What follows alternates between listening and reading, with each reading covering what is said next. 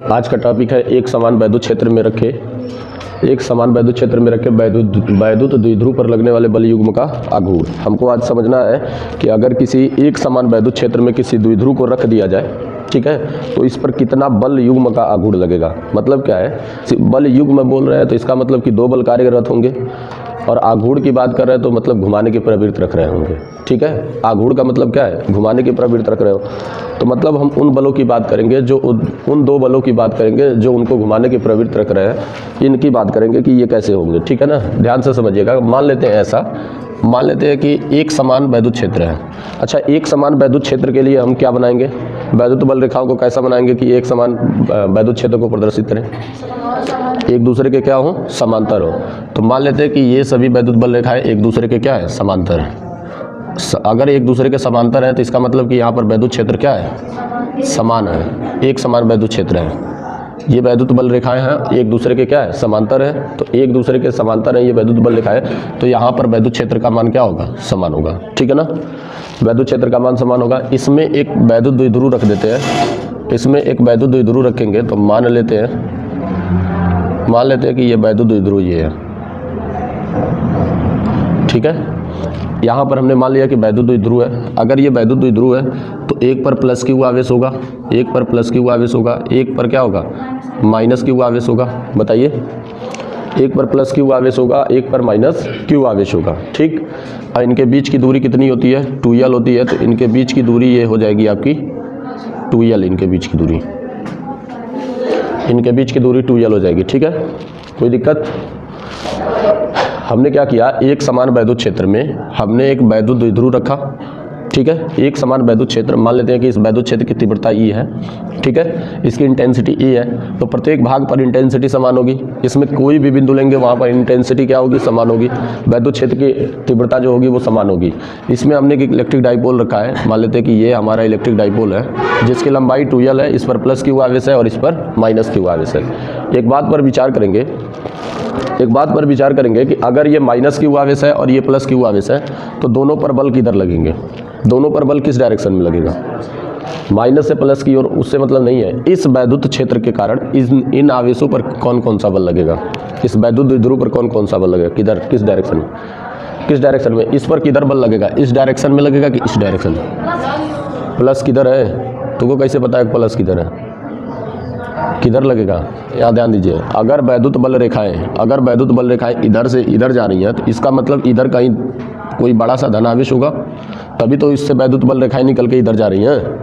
कोई अत्यधिक मान का धनावेश होगा तभी तो उससे वैद्युत बल रेखाएं निकल के इस डायरेक्शन में जा रही हैं, क्योंकि धनावेश से वैद्युत बल रेखाएं निकलती हैं। तो जब यहाँ पर कोई अत्यधिक मान का धनावेश होगा तभी वैद्युत बल रेखाएं इधर जा रही हैं। तो यानी यहाँ पर धनावेश है तो इस आवेश पर किधर की दिशा में बल लगेगा, तो इस आवेश पर इस डायरेक्शन में बल लगेगा, और ये बल कैसा होगा, प्रतिकर्षण वाला। बोलिए, प्रतिकर्षण के कारण इस डायरेक्शन में बल लगेगा। और सिंपल सी बात है, अगर इधर धन आवेश है तो इस आवेश पर एक आकर्षण वाला बल लगेगा, एक आकर्षण बल लगेगा। तो बताइए कि जैसे ही हमने क्या है कि किसी वैद्युत द्विध्रुव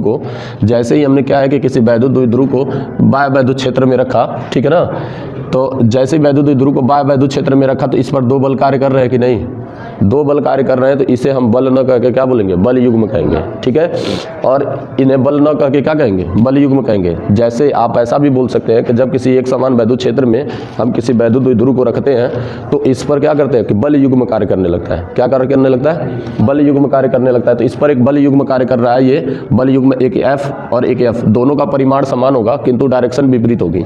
ठीक है, दोनों की दिशा एक दूसरे के विपरीत है लेकिन इनका परिमाण क्या होगा, समान होगा, क्योंकि ये क्या है, क्यू आवेश है, ये भी क्यू आवेश है, तो बल का मान क्या होगा, समान होगा, लेकिन इनकी दिशा विपरीत है क्योंकि इनकी प्रकृति विपरीत है। ठीक है ना, तो दो बल F काम कर रहे हैं, इनको हम बल युग्म कहेंगे। और ये बल युग्म करते क्या है, कि इसको क्या करेगा कि इस पर दो बल कर रहे हैं तब तक कार्य करेंगे जब तक कि ये कहीं डायरेक्शन में हो ना जाए। क्यों, ये इसको इधर खींचेगा, ये इसको इधर खींचेगा, तो ये वैद्युत द्विध्रुव सीधा हो जाएगा कि नहीं, वैद्युत क्षेत्र के समांतर हो जाएगा कि नहीं हो जाएगा। तो ये वैद्युत क्षेत्र के समांतर लाने का प्रयत्न करता है। इसको ऐसे बल लगाएगा, ये वैद्युत क्षेत्र के समांतर लाने का क्या करता है, प्रयत्न करता है, ठीक है ना। तो मतलब सीधी भाषा में हम ये बोले कि बल युग्म का आघूर्ण क्या होता है, अगर सीधी भाषा में हम बोले कि बल युग्म का आघूर्ण क्या होता है, तो किसी वैद्युत द्विध्रुव पर, यहाँ पर बात कर रहे हैं तो वैद्युत द्विध्रुव जोड़ रहे हैं, जहाँ पर बात करनी होगी वहाँ पर बात करेंगे उसी हिसाब से। जैसे क्या है कि यहाँ पर हम क्या बोलेंगे, वैद्युत द्विध्रुव का आघूर्ण क्या है, सॉरी बल युग्म का आघूर्ण क्या है, बल युग्म का आघूर्ण क्या है, तो यहाँ पर बोलेंगे किसी वैद्युत द्विध्रुव पर लगने वाले वह बल जो उसको घुमाने की प्रवृत्ति रख रहे हैं, या क्या है कि उसको चुंबकीय वैद्युत क्षेत्र के समांतर लाने का प्रयत्न कर रहे हैं, ऐसे बलों को हम क्या कहेंगे, बल युग्म का आघूर्ण कहेंगे। और बल युग्म के आघूर्ण को टो से प्रदर्शित करते हैं, टो कहते हैं, ठीक है ना। तो टो से प्रदर्शित करते हैं, टाउ भी इसी को कहते हैं, ठीक है ना। तो टो या टाउ कहते हैं इसी को, ध्यान से देखिएगा। मतलब क्या है कि अब ध्यान से समझिए, पूरी भाषा को मैं बोल रहा हूँ। जब एक समान वैद्युत क्षेत्र में किसी वैद्युत द्विध्रुव को रखते हैं तो उस पर दो बल कार्य करने लगते हैं। ये दोनों बल उसे वैद्युत क्षेत्र की दिशा में लाने का प्रयत्न करते हैं। इन बलों को हम क्या कहते हैं कि बल युग्म का आघूर्ण कहते हैं। इन बलों को हम क्या कहते हैं, बल युग्म का आघूर्ण कहते हैं। तो ये बल युग्म के आघूर्ण कहलाएंगे, इन्हें टो से प्रदर्शित करते हैं। इन्हें किसी, अब ध्यान से समझिएगा, ये जो बल युग्म का आघूर्ण होता है, बल युग्म का आघूर्ण,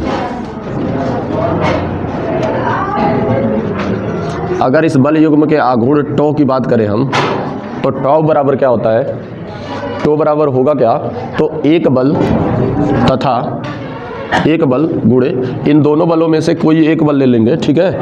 एक बल तथा दोनों बलों की क्रिया रेखा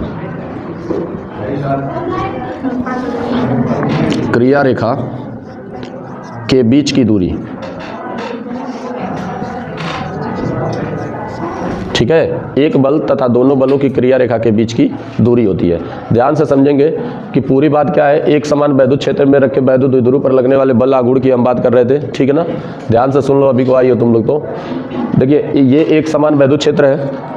अगर वैद्युत बल रेखा एक दूसरे के समांतर है तो सीधी सी बात है कि ये एक समान वैद्युत क्षेत्र है। एक समान वैद्युत क्षेत्र में किसी इलेक्ट्रिक डाइपोल को रखा हूं मैं, किसी वैद्युत द्विध्रुव को रखे हैं, तो वैद्युत द्विध्रुव को रखेंगे तो चूंकि धन आवेश, देखिए वैद्युत बल रेखा धन आवेश से निकल के ऋण आवेश की ओर जाती है, ठीक है। तो सीधी सी बात है, इधर कोई धन आवेश होगा तभी वैद्युत बल रेखाएं निकल रही हैं। तो अगर इधर धन आवेश होगा तो इस धन आवेश पर बल किधर लगेगा, इस डायरेक्शन में लगेगा, प्रतिकर्षण का बल लगेगा ना, तो इसी डायरेक्शन में लगेगा। अगर इधर धन आवेश होगा कोई तो इस पर आकर्षण बल लगेगा इस डायरेक्शन में। तो इस वैद्युत द्विध्रुव पर दो बल युग्म कार्य करने लग रहे हैं, और दो बल युग्म कार्य कर रहे हैं जो ये क्या करेंगे, ये बल क्या करेंगे कि इसको जो है वैद्युत क्षेत्र के समांतर लाने का प्रयत्न करते हैं। तो सीधी सी बात है, हम कहेंगे कि एक समान वैद्युत क्षेत्र में किसी वैद्युत द्विध्रुव को रखने पर उन पर दो बल, मतलब उन पर बल युग्म कार्य करने लगते हैं, और ये बल युग्म जो है इसे वैद्युत क्षेत्र के समांतर लाने का क्या करते हैं, प्रयत्न करते हैं। इन बलों को ही हम क्या कहते हैं, बल युग्म का आघूर्ण कहते हैं। इन बलों को ही क्या कहते हैं, बल युग्म का आघूर्ण कहते हैं। इसे टो से प्रदर्शित करते हैं। इसे किससे प्रदर्शित करते हैं,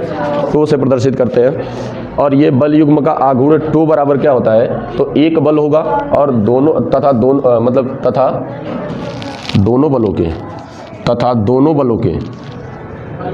दोनों बलों की क्रिया रेखा के बीच की दूरी होगी, ठीक है ना। एक बल तथा दोनों बलों की क्रिया रेखा के बीच की दूरी होगी। अब यहाँ से ध्यान से समझिएगा, एक बल क्या होगा और दोनों बलों की क्रिया रेखा, इनमें से कोई एक बल रख सकते हैं, तो इनमें से कोई एक बल हमने F रख लिया, ठीक है, गुणे दोनों बलों की क्रिया रेखा के बीच की दूरी। दोनों बलों की क्रिया रेखा कैसे बनाएंगे, इसकी क्रिया रेखा ऐसे गई, ठीक है, और इसकी क्रिया रेखा ऐसे होगी कि नहीं। इनके बीच की दूरी लेंगे तो लंबवत दूरी लेते हैं, तो यहाँ से लंब डाल देंगे। बोलिए ये वाली दूरी होगी कि नहीं होगी, और यहाँ से लंब डालेंगे तो ये वाली दूरी होगी। अब इस वाली दूरी का मान कैसे निकालेंगे, तो ये मान लेते हैं कि हमारा वैद्युत द्विध्रुव जो है ये कितने के कोण पर है, थीटा कोण पर है। तो अगर ये वैद्युत द्विध्रुव थीटा कोण पर है तो ये भी कोण थीटा होंगे कि नहीं होंगे ना। तो ये थीटा कोण पर है, वैद्युत क्षेत्र से थीटा कोण पर रखा गया है। तो मान लेते हैं कि ये वाला कितने रखा गया, वैद्युत क्षेत्र की डायरेक्शन से थीटा कोण पर रखा गया है, ठीक है। ये आपका क्या है, लंब डाले हैं, और ये क्या है, कण है। तो यहाँ पर अगर अप्लाई कर दें, इसको कोई नाम दे देते हैं A, B और C, ठीक है ना।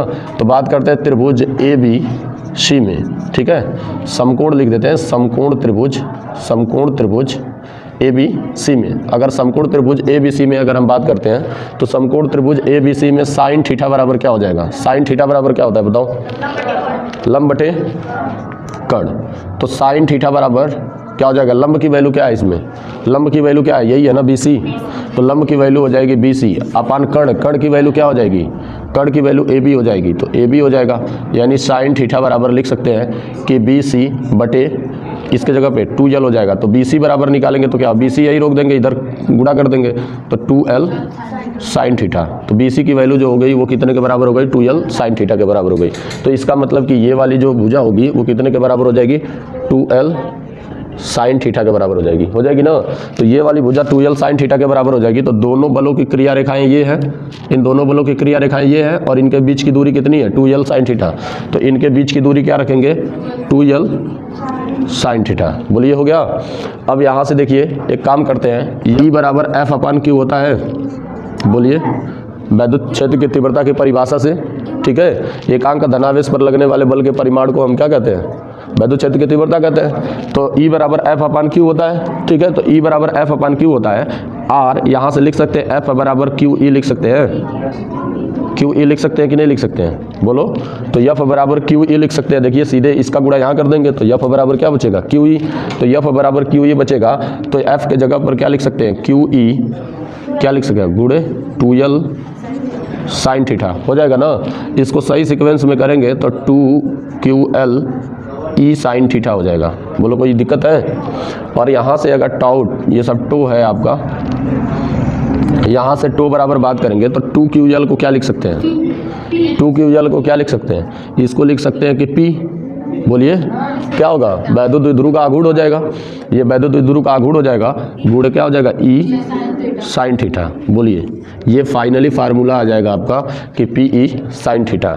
अगर इसी का सदिश निरूपण कर दें, ठीक है, लिखेंगे बल युग्म, देखो इस बल युग्म के आघूर्ण को हम प्रत्यानयन बल युग्म का आघूर्ण भी कहते हैं। एक बात तो मैं बताना आपको भूल ही गया कि ये जो बल युग्म का आघूर्ण है इसको एक और नाम से जानते हैं प्रत्यानयन बल युग्म का आघूर्ण, ठीक है ना। तो अगर मैं बात करूं कि प्रत्यानयन बल युग्म का आघूर्ण, बल युग्म का आघूर्ण, प्रत्यानयन बल युग्म का आघूर्ण का सदिश निरूपण, सदिश निरूपण, अगर इसका सदिश निरूपण किया जाए, क्या आया, टाउ बराबर क्या आया, P साइन थीटा आया। टाउ को क्या कहते हैं कि प्रत्यानयन बल युग्म, या बल युग्म का आघूर्ण कहते हैं, या प्रत्यानयन बल युग्म कहते हैं। तो अगर प्रत्यानयन बल युग्म को आघूर्ण का सदिश निरूपण कर दिया जाए, अगर इसका सदिश निरूपण कर दिया जाएगा तो इसका सदिश निरूपण करेंगे तो टाउ वेक्टर हो जाएगा, होगा। टाउ वेक्टर बराबर, आप जानते हो एक बात याद रखो, vector A cross vector B बराबर होता था AB साइन थीटा। बोलो यही होता था ना। ये सदिशों का कौन सा गुणन था, सदिश गुणन था।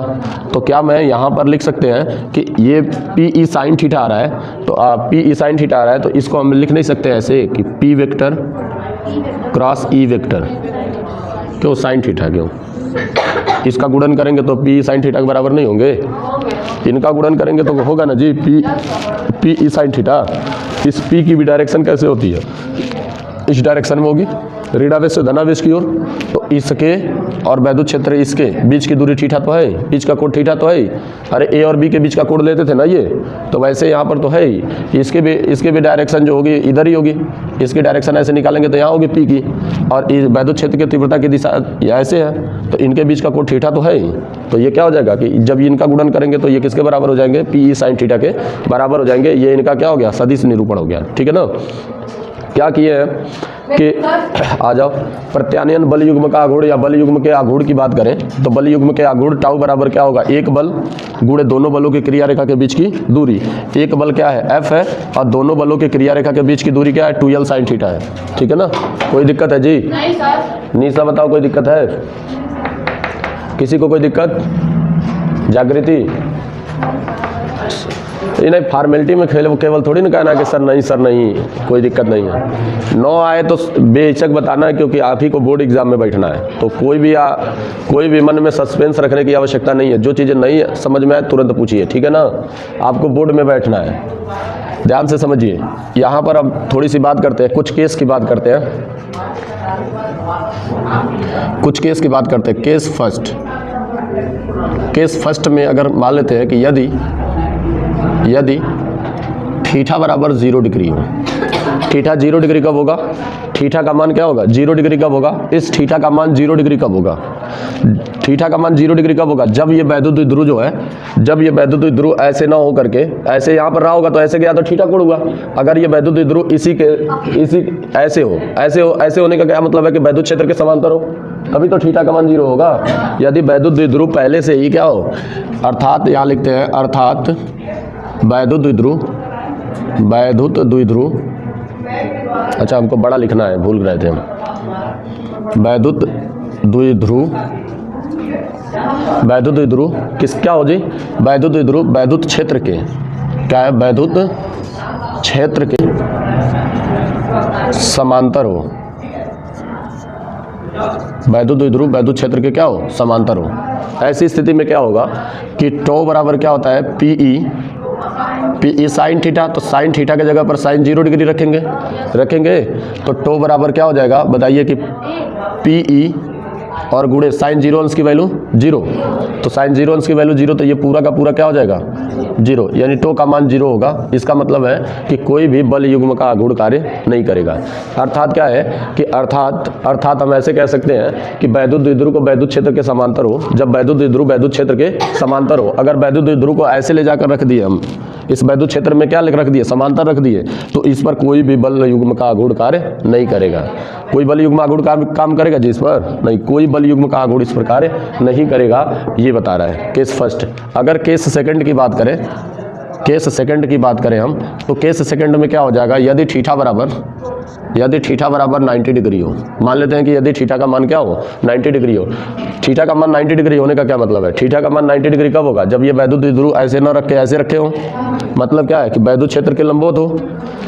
ठीक है, अर्थात क्या है? अर्थात वैद्युत द्विध्रुव वैद्युत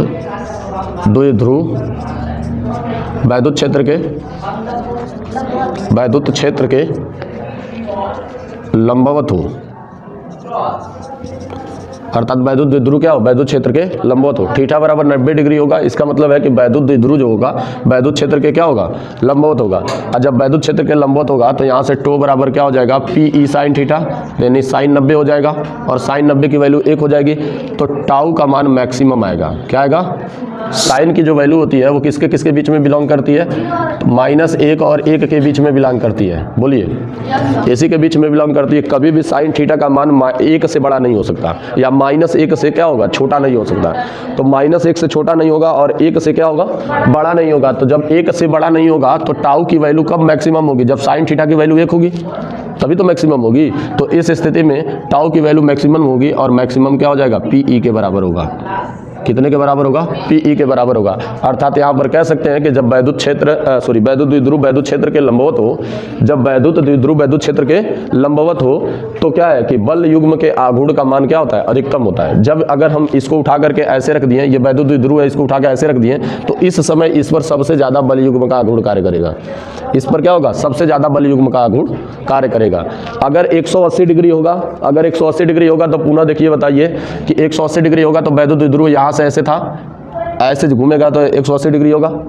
180 डिग्री होगा तो बताइए क्या होगा? कोई बल युग्म का आघूर्ण नहीं कार्य करेगा, क्योंकि वही वाली स्थिति बनेगी ना, ऐसी स्थिति बनेगी ना। कोई बल युग्म का आघूर्ण कार्य करेगा नहीं। अगर ये ऐसे रखा है और अगर ऐसे रखा हो, अगर इसको 180 डिग्री घुमा करके ऐसे रख दिया जाए तो बल युग्म के आघूर्ण में कोई परिवर्तन नहीं होगा, यही मैक्सिमम ही बल आघूर्ण रहेंगे। ठीक है ना। इसको घुमा करके क्या किए हैं कि ऐसे रखा है, घुमा करके पुनः ऐसे कर दिए तो 180 डिग्री घुमा दिए, तो यही बल युग्म का आघूर्ण कार्य करेगा ना, यही बल युग्म का आघूर्ण काम करेगा। ये इधर बल इधर लग जाएगा, इधर बल इधर लग जाएगा, बस यही तो चेंज होगा।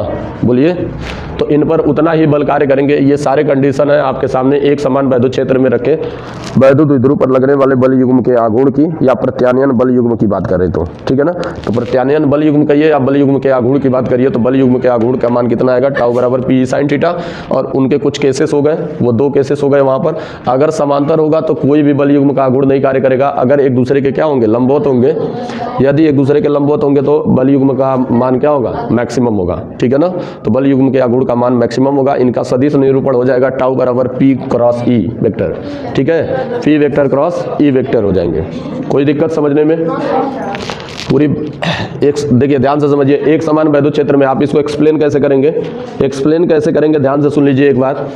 ठीक है। आप बताएंगे कि जब एक समान वैद्युत क्षेत्र में किसी वैद्युत द्विध्रुव को रखा जाता है तो उस पर क्या करने लगते हैं, बल युग्म कार्य करने लगते हैं। ये बल युग्म जो होता है कि ये बल युग्म जो है वैद्युत द्विध्रुव को वैद्युत क्षेत्र के समांतर लाने का प्रयत्न करते हैं। तो इन बलों को हम क्या कहते हैं, इन बल युग्म को हम क्या कहते हैं, प्रत्यानयन बल युग्म या बल युग्म का आघूर्ण कहते हैं। इसे टाउ से क्या करते हैं, प्रदर्शित करते हैं। फिगर बनाएंगे, ये सारी स्थिति सेम टू सेम लिखेंगे। सारी बात समझ में, लिखते हैं इसको।